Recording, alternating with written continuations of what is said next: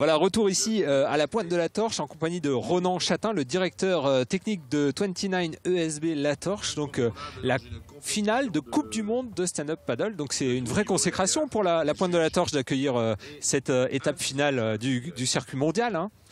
Tout à fait, c'est la 4e année consécutive où on organise cette étape de Coupe du Monde ici à la Pointe de la Torche. Et c'est vrai que cette année, je dirais que l'événement revêt un caractère un peu particulier puisqu'on passe en finale mondiale. Donc d'ici quelques jours, on va pouvoir consacrer le champion du monde et la championne du monde 2014. En termes d'organisation... Et on entend le coup de départ d'une manche. Tout à fait.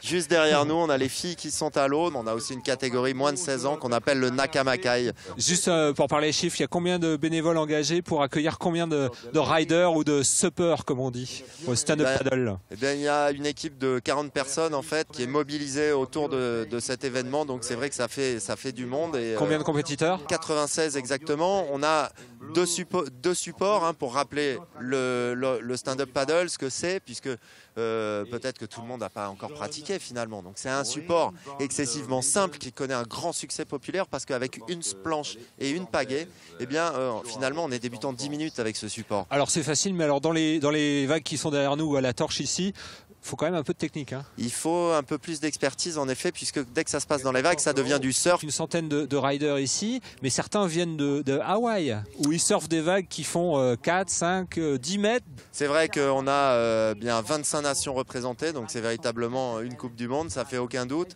Les nations dominantes sont les États-Unis, Hawaï, puisque Kai Lenny, l'héritier du trône, il a déjà 3 titres de champion du monde en catégorie vague et 2 titres de champion du monde en race. À 22 ans. Donc à tout juste 22 ans en effet. Et le public est invité à venir ici à la Pointe de la Torche jusqu'à ce dimanche. Jusqu'à samedi. Jusqu'à samedi. Et ils peuvent également, grâce à notre partenaire Soch et Orange, eh bien, suivre l'événement en live streaming. Et c'est intéressant de pouvoir suivre l'événement en live parce qu'il y a le live scoring et les replays, ce qui permet de se focaliser sur l'action et de comprendre l'étalonnement des notes et donc de comprendre réellement comment s'harmonise ce sport en termes de résultats sportifs. Merci beaucoup Ronan de nous avoir accueillis ici à la Pointe de la